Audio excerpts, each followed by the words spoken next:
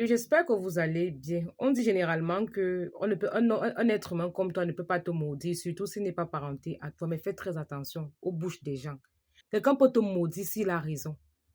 Quelqu'un peut te maudire s'il a raison. Fais très attention. J'ai une de mes patientes qui me pose le problème de son petit frère. Je lui ai dit que moi, je ne peux pas. Qu'elle parte chercher un initié, un tradit praticien qui s'y connaît. Parce que l'autre là, moi, ça me dépasse.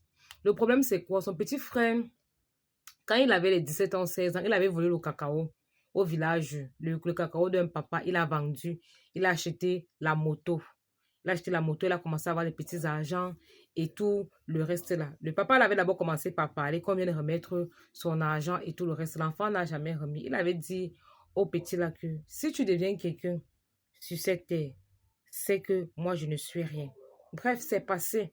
6 ans plus tard, l'enfant commence à subir les accidents. Il a actuellement une plaie inguérissable. C'est dernièrement qu'on est parti là sortir l'histoire là que chercher le papa à qui votre petit frère avait volé, comment on appelle, le cacao, qui peut te demander pardon, qui remette l'argent, qui fasse même des cadeaux parce que ce que le père là a fait à votre petit frère, je ne suis pas sûre que d'ici l'année prochaine, l'enfant là va vivre. Faites très attention. Faites très attention. Toi, tu peux commettre un geste comme ça, là, tu te dis que non, c'est rien. Toi, c'est négligeable à tes yeux. Quelqu'un d'autre, à travers ça, prend toute ta vie. Faites vraiment attention. Comment tu peux voler le cacao? Tu peux acheter la moto et tu roules sur la moto là. Mais c'est normal que tu fasses des accidents. Dans le mystique là, il a tellement raison. Il fait de toi ce qu'il veut. Faites vraiment attention. Je vais dire à la fille là que moi, je ne peux pas. Le genre de problème là, ce n'est pas à mon niveau. Ça me rappelle une autre histoire où j'ai grandi. On avait une voisine. Parce que j'ai grandi dans le sous-quartier avec tellement de maisons. Et on a mis long là-bas. On avait une voisine là, une maman. Elle faisait louer une chambre à un jeune gars, par exemple, je peux dire même 32 ans comme ça là. Le gars là, pour rien comme ça là, la maman elle était venue lui dire que non, il y a sa fille qui va venir louer là, qu'il parte. Donc elle n'a même pas prévenu, rien. Elle a demandé de partir. Il n'avait donc pas les moyens, il lui a dit que bon, laisse-moi l'hôtel et tout. Et elle n'a pas voulu entendre ça.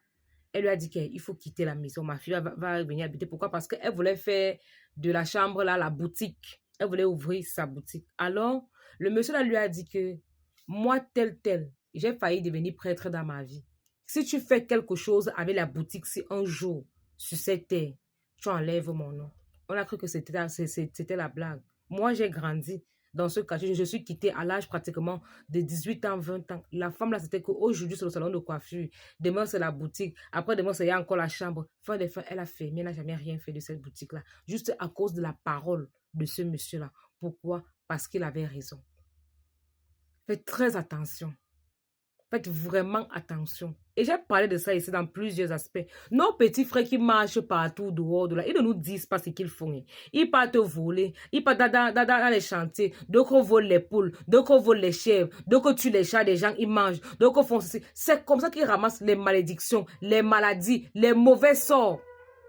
Faites très attention.